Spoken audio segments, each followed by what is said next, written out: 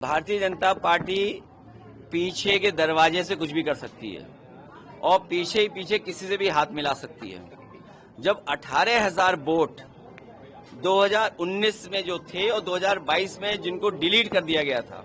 अरे श्रीमती जी कुछ तो सस्ता लो। नहीं श्रीमान जी सब बढ़िया लो। इसमें क्या खास बात है? थोड़े में ज्यादा स्वाद यही तो है इसकी खास बात। क्या स्वाद है? अरे मेरे राजा और मसाला। और उसको हम लोगों ने आरोप लगाया था कि भारतीय जनता पार्टी ने उन लोगों के नाम डिलीट कर दिए जिन्होंने 2019 में वोट डाले थे, 2022 में वोट नहीं डाल पाए। उस पर उन्होंने नोटिस दिया था समाजवादी पार्टी को। हम लोगों ने बाकायदा 18,000 एफिडेविट दिए थे ऐसे लोगों के जो 19 में वोट डाले थे, 22 में उनका डिलीट हो गया था वोट। उसका जवाब आज तक नहीं दिया और न किसी आरोप पे कार्रवाई हुई है। और अभी जो लूट हुई थी कुंदरकी में, जहां पर सीसीटीवी में सब कैद है कि पुलिस के लोगों ने वर्दी उतार करके प्राइवेट ड्रेस पहन करके वोट डाला।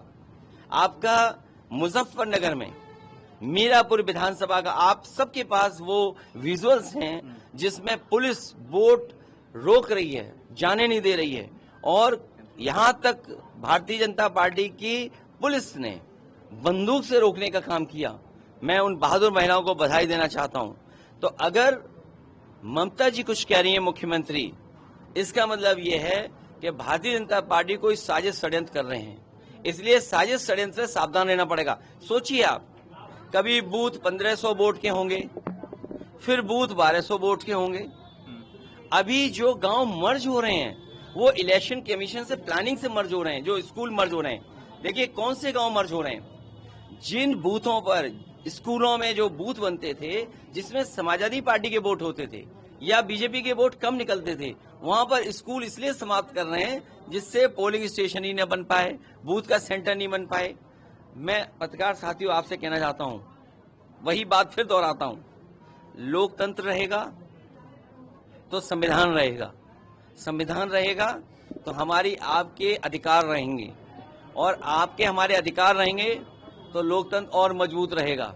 लेकिन भारतीय जनता पार्टी साजिश षड्यंत्र कर करके, अगर आदरणीय ममता बनर्जी जी ने कुछ आरोप लगाया है, ये Bharatiya Janata party election commission से मिलकर के साजिश कर रही है। और अगर ये बात आप नहीं स्वीकार कर रहे हैं, आप उन बूथों पर वोट निकालिए जो स्कूल खत्म किए जा रहे हैं, उसमें विरोधी पार्टी को ज्यादा वोट मिला होगा।